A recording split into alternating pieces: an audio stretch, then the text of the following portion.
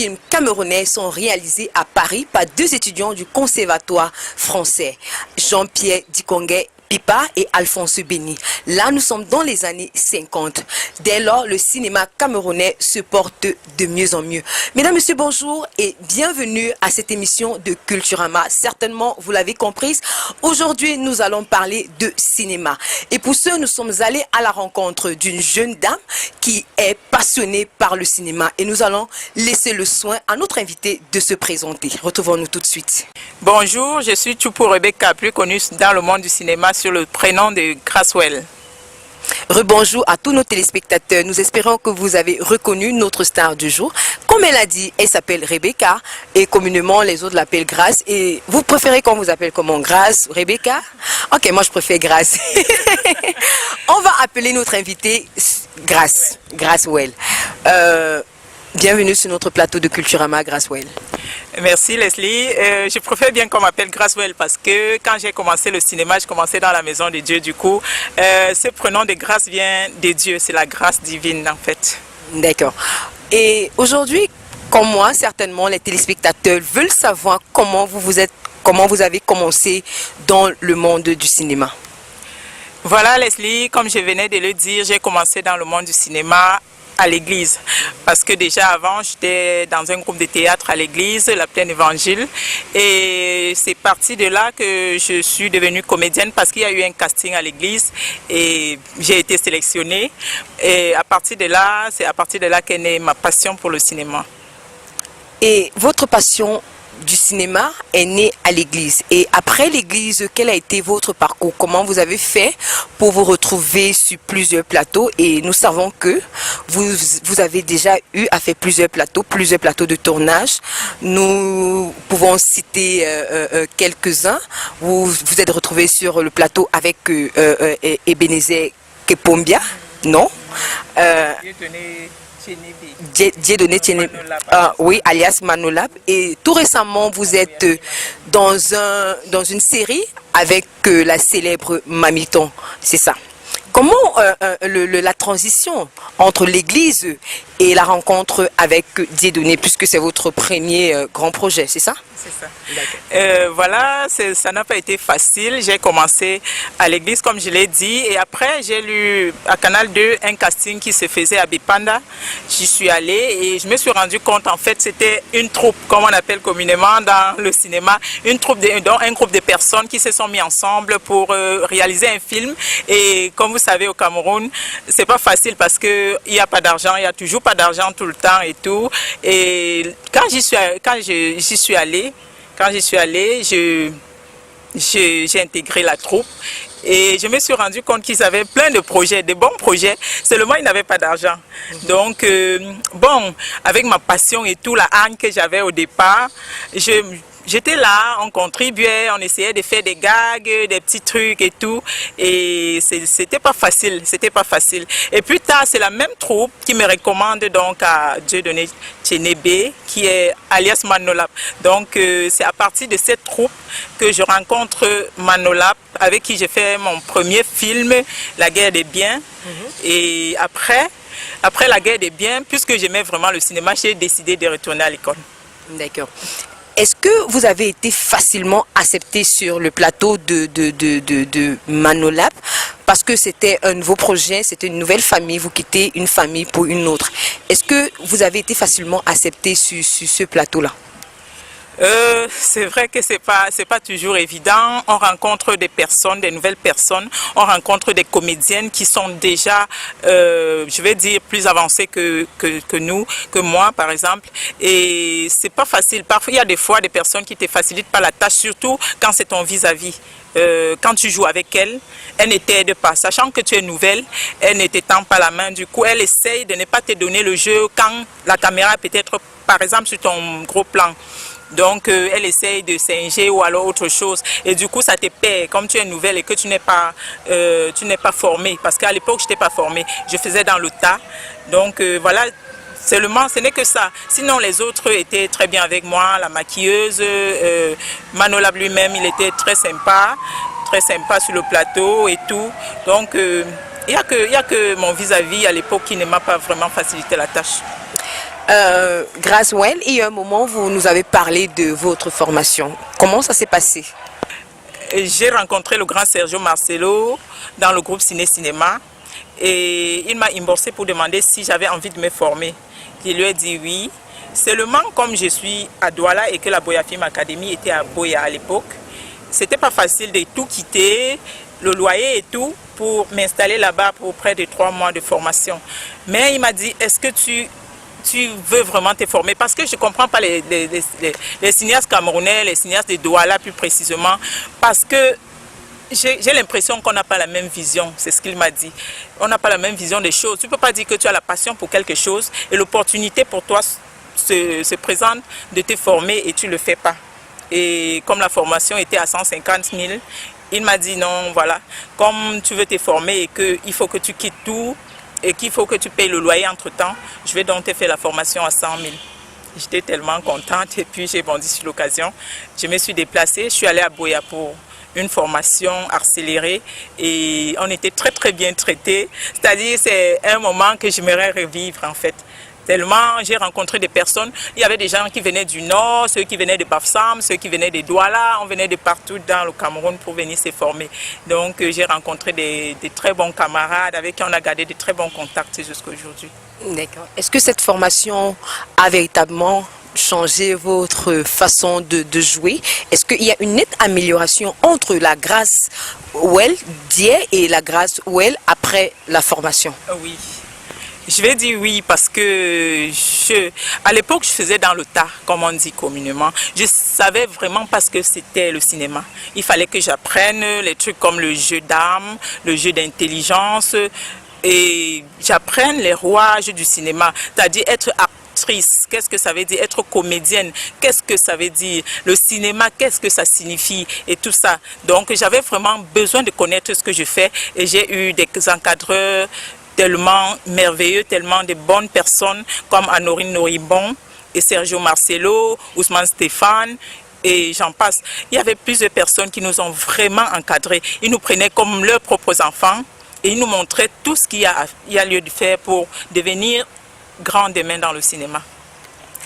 Mesdames, Messieurs, si vous nous rejoignez en ce moment, nous sommes avec notre comédienne actrice, c'est ça, Grâce Well, qui nous parle de son parcours dans le cinéma, comment elle a commencé avec le cinéma et son parcours, sa formation. Et également, nous allons chercher à savoir dans combien de plateaux Grâce Well s'est retrouvée après sa formation. C'est vrai qu'après ma formation, j'ai été sollicitée. Pardon. C'est vrai qu'après ma formation, j'ai été sollicitée dans plusieurs plateaux de tournage. D'autres qui tenaient compte du fait que j'étais formée, qui respectaient ça, et d'autres qui s'en foutaient carrément. J'ai tellement côtoyé des plateaux que je ne sais pas par où commencer. Bref, avant la fin de ma formation, il y a Manola qui m'avait déjà contacté pour venir prendre le scénario de l'école en fumée. Donc je suis revenue à Douala, j'ai pris le scénario et je suis remontée à Boya. C'était l'occasion pour moi de travailler le personnage et l'école en même temps, c'est-à-dire utiliser cela comme comment je dirais ça, utiliser ce scénario-là pour me former, donc pendant mes heures de pause. Donc après la formation, je suis revenue, j'ai commencé par l'école en fumée. Après, j'ai été sollicitée pour le long métrage En Tête. Après ça, j'ai fait La famille Njoya. Et il faut pas oublier que quand j'ai fini la formation, nous avons fait la série Promo 4, qui était notre projet de fin de formation. Donc j'ai fait La famille Njoya, j'ai fait En Tête, j'ai fait l'école en fumée, j'ai fait Promo 4, j'ai fait... Grâce Well, comment aujourd'hui vous vous sentez dans votre peau d'actrice? Est-ce que vous, quand vous marchez dans la rue, est-ce que des personnes vous reconnaissent? Est-ce que vous êtes étiqueté par les différents personnages que vous jouez? Jusque-là, j'ai joué de très bons personnages. J'ai fait la petite élève dans l'école en fumée. Après, j'ai fait la policière dans En Tête. Et voilà, du coup, ces personnages-là ne me collaient pas à la peau. Jusqu'à ce que j'arrive dans les minutes de Mamiton, où j'incarne la première fille de Mamiton. Et là, cette étiquette-là m'est collée jusqu'à présent. On vient de finir la première saison et on va lancer la deuxième saison. C'est à partir des minutes de Mamiton que j'ai commencé à être vraiment remarquée, vraiment connue, remarquée dans les rues quand je passe.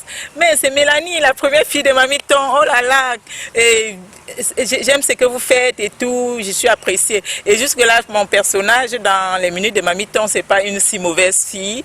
Je suis juste une femme mariée qui ne veut pas faire l'amour avec son mari. Donc, et du coup, les fans, ils me jettent les pierres, qu'est-ce que tu veux? Mamiton attend les petits-fils, pourquoi est-ce que tu n'accouches pas? Hein, tout ça, c'est ta faute. Et puis, tu laisses traiter ton mari de lesbien et tout, à cause de toi et tout ça. Donc, voilà. D'accord. Est-ce que Grace Well et Rebecca sont différentes dans la vie au quotidien? Là, on sort du cinéma.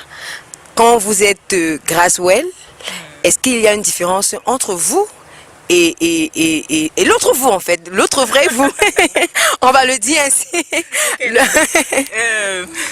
Voilà, je tiens à préciser, parce qu'il y a déjà le fait que je sois enfant de Dieu, que je fasse dans le cinéma étant chrétienne. Donc, j'aimerais bien préciser que le personnage et la personne ne seront jamais la même personne.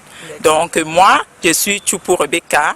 Et Grace Well, c'est vrai que c'est mon deuxième prénom que par la grâce de Dieu, je me suis attribué. Mais j'ai d'autres prénoms, comme Mélanie, comme Annie, comme tellement de prénoms qu'on m'attribue lors des tournages. Je veux bien préciser que ces personnes, ces prénoms qu'on m'attribue sont des personnages qui n'ont rien à voir avec moi. Grace Well, est-ce qu'il vous est déjà arrivé de refuser de travailler pour un projet? Si, bien sûr, il y a ça dépend des contrats. Quand on te remet déjà le scénario, c'est à partir du scénario que tu décides si tu joues ou pas. Je peux jouer facilement pour un film gratuitement parce que ce film m'accroche, parce que ce film aura une portée sur ma carrière. Et d'autres, je peux refuser simplement parce que le scénario n'est pas bon, ou alors le contrat, j'arrive pas à m'entendre avec le producteur. Et parfois aussi, il y a des scènes nues. Il y a des scènes que je ne joue pas. Je ne jouerai jamais une lesbienne parce que je suis enfant de Dieu et que je n'aime pas ça. Et je ne jouerai jamais nue parce que mon corps, c'est le temple du Saint-Esprit. Il y a plusieurs paramètres qui peuvent me faire refuser un contrat ou alors de jouer dans un film. Grace Well, supposons que je suis un réalisateur, je vais dire ça comme ça, je crois que c'est ça, et que je vous donne par exemple un scénario. Vous l'avez, on tombe d'accord sur les clauses et tout. Et qu'à la dernière minute, que je sente qu'il y a quelque chose qui ne va pas dans mon scénario et que je décide de changer quelques petits éléments. Donc, que je décide de mettre, par exemple, une scène où vous devriez vous embrasser avec un homme, avec un homme, par exemple, ou encore une scène où vous êtes contrainte de vous mettre nu. Est-ce que vous allez arrêter le projet? Il y a une chose qui est sûre. Quand je lis ton scénario, je regarde tous ces paramètres. S'il faut que j'embrasse une personne, ce n'est pas un problème. Mais il faudrait que je sache d'abord qui c'est et si je peux faire des examens avec cette personne parce que je n'irai pas embrasser un homme, quelqu'un que je ne connais pas et ramasser une maladie, je ne sais pas moi, l'hépatite ou autre chose et rentrer chez moi malade. Or, je ne suis pas partie de chez moi étant malade. Voilà. Donc, s'il y a des modifications sur place, il va falloir revoir le contrat. Quand on fait quelque chose, c'est pour que cette chose puisse nous permettre de subvenir à nos besoins. Est-ce que Grace Well peut nous dire si oui ou non, elle vit de son art? Pour le moment, je dirais qu'au Cameroun, c'est vraiment difficile de vivre de son art, de vivre uniquement de son art, parce que les projets ou alors les plateaux ne se succèdent pas forcément. Donc, tu peux faire un projet et après ça, il y a un long moment de pause. Si tu as été payé peut-être 500 000 ou 400 000, je ne pense pas que ça va gérer tes factures pendant 3 mois. Donc, ce n'est pas toujours suffisant. Il faut chercher à faire autre chose pour compléter. Revenons à cette chose que vous faites pour arrondir vos fins du mois. À part le cinéma, qu'est-ce que Grace Well fait d'autre? Je fais les assurances, je fais dans la vente des fruits. J'ai bien un comptoir, bien à quoi. Donc, je vends beaucoup de fruits, la papaye, les pastèques, les oranges et tout ça. J'aime pas l'oisiveté, j'aime pas rester dormir à la maison en attendant un plateau ou autre chose. Donc, je travaille en attendant, et parfois tu peux commencer un tournage et n'est pas toujours tourner tous les jours. Tu peux tourner peut-être 2 semaines, après on est sur un autre site, tu es obligé de t'arrêter. Et entre-temps, qu'est-ce que je fais? Je suis obligée de faire autre chose en attendant, voilà. Gracewell, une femme battante, Gracewell, une femme bourrée de talent. Nous allons maintenant essayer d'entrer dans le petit jardin secret de Gracewell pour pouvoir savoir si elle est mariée, si elle est célibataire, si elle a d'enfants, si elle a un cœur à prendre, si elle n'est pas un cœur à prendre. Et ça, ce sera juste après cet élément. Je te jure que c'est la première fois que je vois Mamie tomber dans cet état. Le gars, elle a été vraiment fort. En quelques minutes, le gars a dompté l'indomptable Mamie Tom. Je te jure que j'ai envie de voir ce qui se passe là-bas. Allons un peu guetter.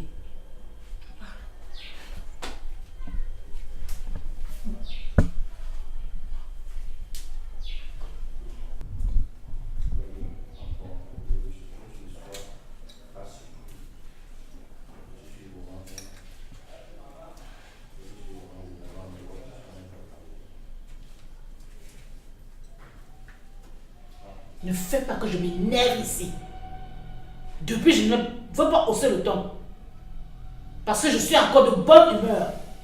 Dis-moi là où tu sors et qu'est-ce que tu es venu faire ici?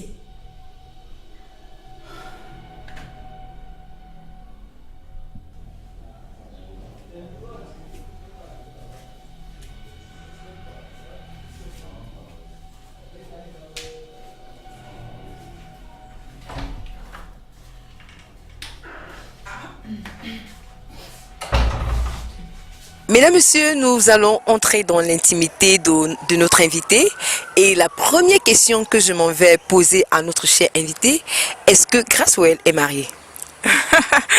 Leslie, tu touches un point sensible là parce que ça me fait me rappeler de mon passé. Je me suis mariée quand je n'avais que 16 ans et j'ai divorcé quand j'avais 26 ans. Donc, j'aime pas trop en parler. Mais aujourd'hui, je suis célibataire, divorcée, voilà. Donc, chers téléspectateurs, Gracewell est un cœur à prendre. Donc, si vous êtes intéressé, n'hésitez pas à déposer votre candidature. On ne sait jamais, peut-être ça peut aboutir. Est-ce que Gracewell a les enfants? Si, j'ai des enfants. J'ai fait des enfants dans le mariage et j'ai fait 3 enfants. Voilà, j'ai 3 enfants, 3 merveilleux enfants qui sont mes premiers fans. Bon, Gracewell, dis-moi un peu. Est-ce que si un jeune homme s'intéresse à vous et décide de vous demander un mariage, par exemple, est-ce que vous allez accepter? Bien sûr, si je l'aime, pourquoi pas? Pourvu qu'il accepte ma carrière d'actrice, parce que c'est très difficile de trouver un homme qui m'accepte comme ça, parce que tout le temps, c'est quelle femme ça, que tout le monde va embrasser et tout, donc il y a trop de préjugés. Mais sinon, si c'est quelqu'un qui m'aime et qui me soutient dans ma carrière, oui, bien sûr, j'accepterai. Parlons de soutien. Est-ce que votre famille, est-ce que vos amis, est-ce que vous avez dit que vos enfants étaient vos premiers fans? Est-ce que votre famille et vos amis vous soutiennent véritablement dans cette voie? Oui, bien sûr. Ma mère, mes frères, tout le monde, ils sont fiers de moi. Ils aiment me voir prester et tout. Donc, ils m'encouragent beaucoup, surtout ma maman et ma première fille. Ce sont véritablement mes 2 premiers fans. D'accord. Actuellement, vous êtes encore jeune. Et est-ce que le cinéma pour vous est une passion à court terme ou alors c'est quelque chose qui va, j'ai rien à faire, j'ai eu l'opportunité de me faire former, bon je me forme, et est-ce que le cinéma pour vous est quelque chose d'éternel ou alors ça va s'arrêter à un moment donné? Déjà, si j'avais pas véritablement la passion pour le cinéma, je ne serais pas allée payer mon argent pour me former. Donc, pour moi, c'est une longue carrière, mais alors une très longue carrière parce que je suis sûre que je vais vivre 120 ans par la grâce de Dieu, parce que c'est écrit dans la parole de Dieu, et que dans ces 120 ans, je vais jouer et je vais prester dans plusieurs plateaux, pourquoi pas de par le monde jusqu'à ce que je décède. D'accord. Quels sont vos projets dans le cinéma? Est-ce que actuellement vous êtes sur un projet? Si oui, lequel? Et quelles sont vos ambitions? Qu'est-ce que vous aimeriez voir dans les prochaines années avec vous? Je suis à cheval entre les minutes de Mamiton, le miel amer et l'instoppable, l'inébranlable, un film chrétien qui est en train d'être réalisé. Donc mes projets futurs, j'ai déjà écrit un court-métrage que je compte bien réaliser bientôt, qui s'appelle La prière. Et pourquoi la prière? Parce que le Seigneur m'a fait grâce de le connaître et de connaître la carrière à partir de sa maison. Donc, j'aimerais l'honorer au travers de ce court-métrage qui parle simplement des personnes en difficulté. Qu'est-ce qu'il faut faire quand on est dans un problème, quand on est en difficulté? Je pense que la seule chose à faire, c'est prier véritablement. D'accord. À part le cinéma, à part le commerce, à part les assurances, qu'est-ce que Grâce fait pour pouvoir se détendre? Tout le monde aime bien se détendre. Quand on veut changer d'air, on veut trouver de nouvelles idées, qu'est-ce que Rebecca fait pour pouvoir être concentrée, pour pouvoir déstresser? Qu'est-ce que vous aimez, qu'est-ce que tu aimes bien faire? Je suis très fan du sport, je fais beaucoup de sport, j'aime bien et j'aime écouter la musique, j'aime voyager et j'aime visiter les bons restaurants. D'accord. Chers téléspectateurs, je ne sais pas si comme moi, vous voudrez voir notre invité incarner un personnage. Bon, c'est lequel? Bon, Rebecca, on t'a vu incarner plusieurs, la petite fille gentille, la petite fille attentionnée, serviable, la bonne élève, la femme posée, malgré qu'elle refuse de faire un enfant à son mari. Mais j'aimerais bien voir Rebecca dans un personnage de femme méchante. Ah ouais. Je sais pas si ça vous tente, mais moi ça me tente. En quelques secondes, grâce Rebecca, Grâce? Oui, c'est Grâce. Oui, Grâce Rebecca. Je m'en mêle un peu, mais c'est pas grave. C'est la même personne. Le monsieur qui est en face de moi est gentil, il est attentionné, mais Grâce n'en a rien à faire. Moi, je ne sais pas pourquoi tu te comportes comme ça, mais véritablement, je n'aimerais plus voir ta tête, d'accord? Que ce soit la dernière fois que tu me cadres de cette façon. Je t'ai demandé de bien sublimer mes images. Non, mais c'est quoi ça? Tu ne peux pas embaucher des personnes qui viennent et qui font des trucs qui t'énervent, qui font ce qu'ils veulent. C'est pas normal. Que ce soit la dernière fois, parce que la prochaine fois, je te renvoie direct. Waouh! Waouh! Attendez, mais qu'est-ce qu'il fait? Qu'est-ce que vous êtes en train de faire? C'est pas pour ça que je vous paye. Non, attendez un peu. À quoi il sert celui-là? Déposez-moi ça. Fichez le camp d'ici. Fichez le camp, j'ai dit. Waouh! Mesdames, Messieurs, nous sommes arrivés à la fin de notre émission de Culturama et nous espérons que vous avez apprécié notre plateau, Grâce. Oui, c'est assez sympa. Déjà, on se connaît dans le monde du cinéma à l'époque. Donc, c'est un plaisir de partager votre plateau et j'espère que je reviendrai. Mesdames, Messieurs, merci de nous avoir accordé votre attention. Nous espérons que vous avez aimé cette émission. Vos suggestions sur notre site www.refletdafriquetv.com. Retrouvons-nous la semaine prochaine pour une nouvelle balade sur Culturama.